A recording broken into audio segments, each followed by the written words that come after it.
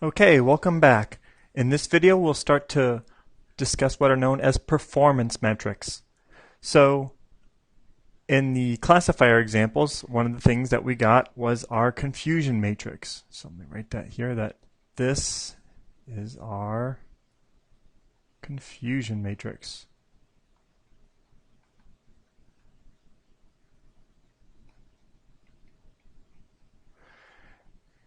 And in the previous example, when I talked about confusion matrix, I discussed the HIV test. And so it turns out that there's a lot of overlap in statistics. So in statistics, they tend to look at things like medical tests. That's a very common example, and a lot of colleges will have some sort of department of biostatistics where they actually look at all these biological experiments and run a bunch of statistics to decide if the results are good and if they come from two different populations and so on and so forth. Well, if you really think about it, and it shouldn't be too far of a stretch of the imagination, what we're really doing is creating some sort of test, some sort of predictor. So when we do classification, and now keep in mind this only pertains to classification, this doesn't apply to numeric regression, linear regression, any of those other words with regression in it. This is only classification. So, and we should think about it for a second. Why that is because when you have some sort of numeric prediction, it's not so simple that you can just put it into a table. You're dealing with numbers. What you could do is turn that into a classifier somehow, as we did in the previous example as to if a home is a bargain or not. But at face value, you can't do anything like that with it. So this only pertains to classification. And so imagine if we, instead of using real estate as a classifier, we did an HIV test as a classifier, and it's really the same thing. The HIV test predicts whether you actually have a disease or not, and it does it with some success or unsuccess. And our classifiers do the exact same thing. We attempt to predict something, and then we're either correct or incorrect. And so there's different ways to be correct and incorrect, and we want to kind of be able to give some numbers and some analysis on how that's correct. So the first thing we're going to be looking at is what is known as sensitivity. So let me write that up here.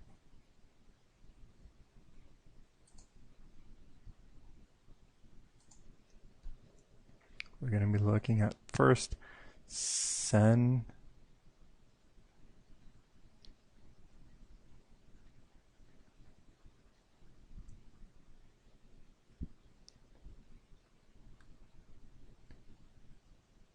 Okay, and so I will give you an equation, and I will put it right here, and that will be for a specific reason.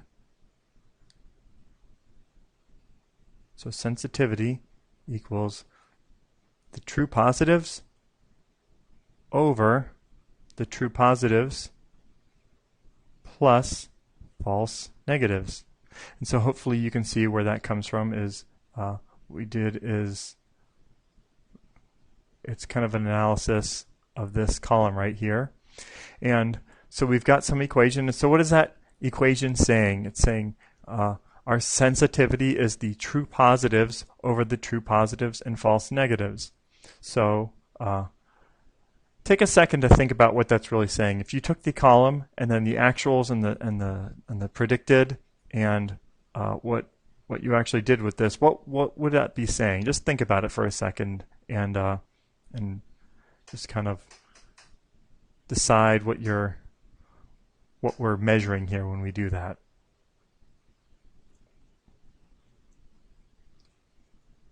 Okay, so one more thing to note here is, just so we're all clear, so the upper left-hand side and the lower right-hand side, the true positives and the true negatives, those are the correct ones. So that's kind of at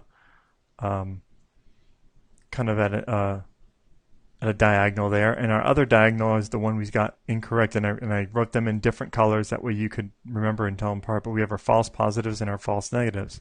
And so one of the things we discussed previously was that in our HIV test example, a false negative can be very expensive. It can be if the person is going around town thinking that they don't have HIV because they tested negative, well then that's what's known as expensive, and expensive can have a lot of different meanings. In our case, the person could be getting treatment and they're not. They could also be spreading the disease. So that's one of our metrics, is to figure out how often we're getting false negatives. And so when we do, so to say this in English, what we're actually saying are, of the actual positives. So if you look in the column we're in, we're looking in the actual, the positive, of the actual. So if you took all the people who actually had HIV and we ran the tests on them, how many did we get right? So you say the true positives over the true positives plus false negatives. How many out of the total people who actually have it did we get it correctly? And that's it. So you can really apply it to anything. So say we're going back to our real estate example. We say, of the houses that are actually a bargain, if you looked at all the positive cases, the ones that are actually a bargain, how many did we get correctly out of the actual ones? How many did we predict correctly? A lot of different ways to think about it and say it. So that's all that is. Just remember that this name here is sensitivity. And so you might want to write it in a certain way that's maybe makes a little more sense to you. So write out your confusion matrix, and then put sensitivity in this equation and a little blurb about in your own words that helps it kind of pound it in and really make this stick, because that way you don't have to remember a bunch of equations. If you just remember your confusion matrix and how to create that, then you can just in English kind of derive all these equations. So there will be 4 total, and you can probably see why there will be 4 total. We'll have one down here. This is sensitivity. This is another one that gives us some metric. This one gives us some metric, and then this one gives us some metric if you go across. So I'll do 4 videos total, and maybe another one to kind of give an overview and put all this together.